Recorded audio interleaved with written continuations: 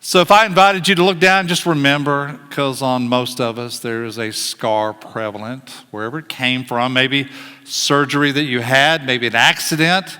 Maybe when you were a child, you fell off a bike or ran into the corner of a table, and you realize that you still have the scar. And it's this faint outline of something that happened to you a long time ago, but it never went away completely, and it's a constant reminder of what happened to you. Because we all have scars, and every single scar has a story. If I asked you to tell me, you would tell me about the story of where you were, what happened, how it happened, and what came of it after that. We all have scars, and every scar has a story. Years ago, I was talking to a number of young adults, and we were talking about the privilege of being a parent and how well we know our kids. I've told some of you this before, and just the intimacy that we have because we know our kids, we've been with them, and we remember the time when we took them to the emergency room, they were hurt, sewn up with stitches, whatever it may be. We actually know every scar on the body of our children. It's this intimate, incredibly privileged responsibility we have as a parent.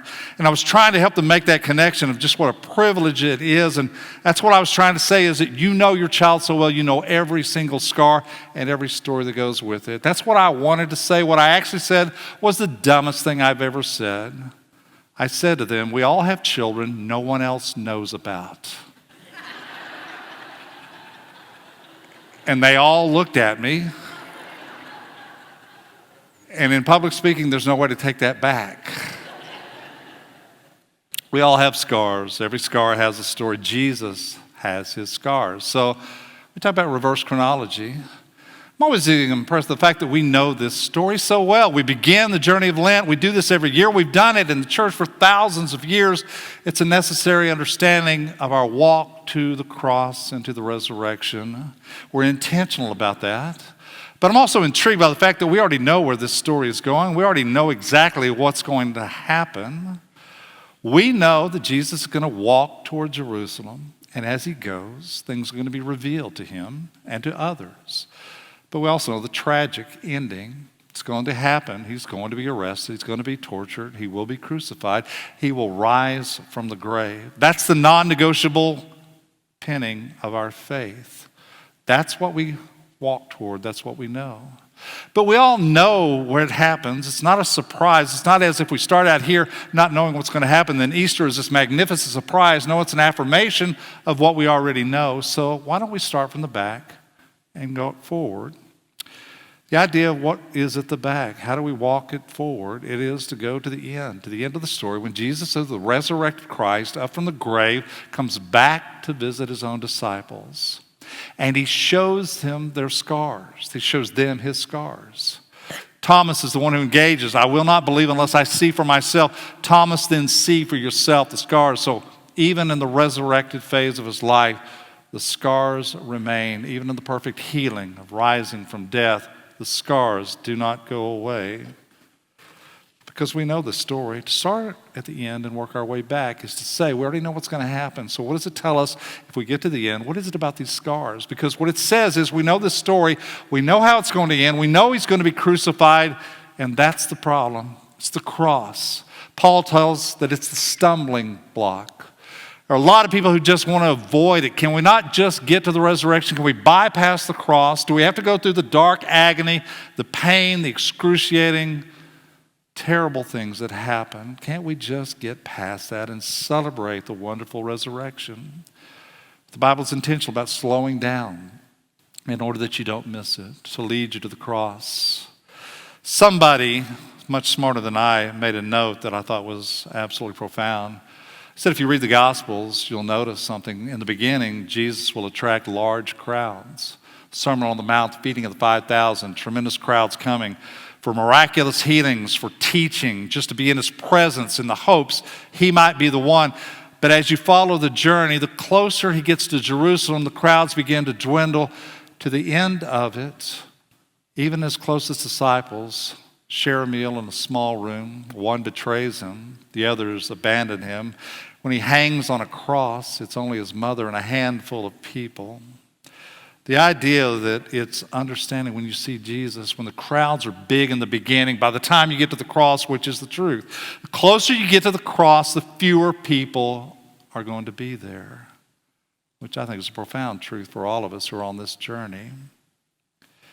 Cross has been a problem for a long time because it makes no sense. If he really is the Son of God, how could this story end this way? How could one that God loved so dearly be allowed to be crucified so terribly? But it tells us the truth, and the scars tell us the truth, that none of us get through this life without being hurt, wounded, or scarred. That's the truth of the gospel itself. It doesn't hide that fact. That life is hard, that we have to overcome obstacles, challenges. We're going to get hurt in the midst of just living life, and no one is excluded. 2 Corinthians, hear the words, but we have this treasure in jars of clay to show that this all-surpassing power is from God and not from us. Hear it. We are hard pressed on every side, but not crushed, perplexed, but not in despair, persecuted, but not abandoned, struck down, but not destroyed. So this story tells us what we already know. We have scars. We all have them, and every scar has their own story. And maybe the ones that you see are painful reminders, but the ones that you don't see may be the most painful of all. That may be the deepest cut. The fact that you have an emotional pain or a wound or a hurt that you can't see physically, but you know hurts just as much, if not more, than a physical wound. So scars signify a wound that you've been hurt, but it also tells you that some level of healing has already taken place. And we never want our scars to define us, but we do want them to remind us that we all need grace. And this is a hard subject, but I think it's an important subject. When I read this again, I started thinking about our own sort of life and culture these days. There are people who have been scarred by religion. And the sad fact, that might actually be the deepest cut at all, because you and I just sort of have this elevation of thought of when we walk into church, people are going to be kind, compassionate, they're going to do the right thing. And when that's betrayed or when you're wounded or hurt in the name of God, in the house of God, there is nothing that hurts worse than that. The idea that somehow the story tells us that there are people who are walking around, maybe in this room, who have been deeply wounded by religion, rejected, shamed, has to do with legalism and bigotry and hatred and lying and deceiving and manipulation and all those kinds of things that play into it that leave you just feeling wounded by the very thing that you found or hoping to find was peace. There's a recent survey I saw that in any given congregation, much like this, 47% of the people responded in the congregation that they had at one point in their life been wounded deeply by religion. I find that incredibly sad, but also reality. But I also think it's remarkable that in this room, if there's 47% of you that have been wounded by religion, the fact that you're still here says you're still looking for something, still believing, still trying to separate things, because religion brings out the best in people and the worst in people, and you still believe, holds out the hope that it could bring out the best in people because you've seen it and you hope to see it again. I'm so grateful it didn't destroy your faith, that it didn't make you just turn away forever, that you can sort of separate as best you can the things that wounded you from the very thing that you love dearly and feel strongly about. In the 9th chapter of John, Jesus this story encounters something I think really speaks a hard word to us. I think it talks about a man who's encountering spiritual abuse. And I don't use that term lightly, but that's what it feels like when you read this. And does it have a word to say to us in this day and age? I think it does, because there are a lot of people walking around, the walking wounded, who have been hurt deeply by religion. He encounters a man who's blind.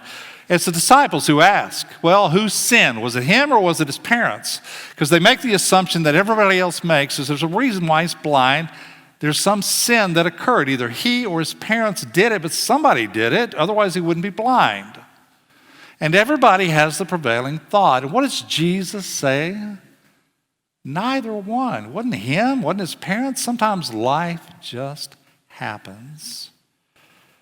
It doesn't say his parents did it, nor did he. And then he does this miraculous healing, and the man receives his sight, and the man ought to be euphoric. It ought to be the best day of his life. He was blind, and now he can see, and he goes back to his own neighborhood, but his own neighbors are confused and they're afraid, thinking, well, who are you? Are you the same person They used to be blind. How do you explain this? Because it upsets their entire universe. They already know how things play out. You're the blind person. It makes no sense now that you can see. In the pecking order, we knew always where you belong. Now all that's eradicated. We don't know how to make sense of this. So they go to the religious leaders. And here's the problem. Jesus does this on the Sabbath. That's the problem. If you think it's ridiculous, that's the issue. That Jesus would heal a person on the Sabbath. Nobody's ecstatic about the fact that the man who was blind can now see. They're more concerned and upset somebody might have broken a rule or a law. So the religious leaders go to his parents and they ask him, tell us about what happened. And the parents say, we don't know. They say, is this your son? Yes, he's our son. Was he blind at birth? Yes. How did it happen? We don't know. You need to go ask him. The reason they didn't answer is because they're afraid. Because if they say the wrong thing, they're going to be ousted from the synagogue, excluded from the community, banished for all practical purposes. It'll affect their business, their reputation, their standing in the community. They're terrified of saying the wrong thing, so they push it off to their son. You go ask him. And so they go to ask him. They bring back the man who has lost his sight and regained it because of Jesus. He tells the story again. They say it can't happen. Something's wrong. And then they say, you're a sinner. And the man who restored or was restored says, I think a great line, I'm paraphrasing. He said, I'm no theologian, but all I can know is this. I was once blind, but now I see. And do you know what happens right after this? They kick him out of the synagogue because he's a sinner. And I'm thinking about this story, and most of it just look at it as a healing of a blind man, but there's so many layers that I think speaks to where we live and how we live and the world we're living in, particularly the religious world we're living in. So here's several sort of characteristics you can always see in a toxic, spiritually abusive setting. One is this fixation on always blaming others for everything. We look for scapegoats. If you don't know this concept of scapegoat, it comes out of the Exodus. It's the Old Testament. It's projecting all of our sins onto the other person so that we can say, look how good we are and look how bad they are, and we have become morally superior because we do that. We blame others. They ought to be ecstatic. There's a blind man who now sees. All they can fixate upon is, well, who's at fault? Who's to blame? Who's the one that we're going to make the scapegoats? They need to find something wrong to make sense out of it, and they really believe that somehow he was born blind because there was a sin that occurred. Jesus says, no, it just happens that way. But the time we've done this over and over again, when we can point out the sin in another person, then we can really just cover up our own. That's their sin. Look at them. Look how bad those people are. Jesus encounters all the time. Talking about the speck in your eye, the log in your own eye. He said, don't judge other people that way. Look at your own heart. Look at your own lack of seeing. The idea is that they're just preoccupied with the letter of the law. When we can put out the sin in somebody else, it just elevates us and diminishes them. Second sort of spiritual abuse characteristic that you can find in the story is we have this insatiable need to make people conform. You got to be like us. If you want to be with us, we want you to, but you got to be like us. We want to conform you to the rules and regulation, the culture, what we are and who we are. And that's even more important in some twisted way than your own relationship with God. Because we're going to set out some rules to say that if somebody is blind, surely they have sinned. When you disrupt that, then the culture doesn't work. You either have to reevaluate it or you have to get rid of the one who's caused you to question what is right. They're preoccupied with this letter of the law more than any miracle healing that takes place.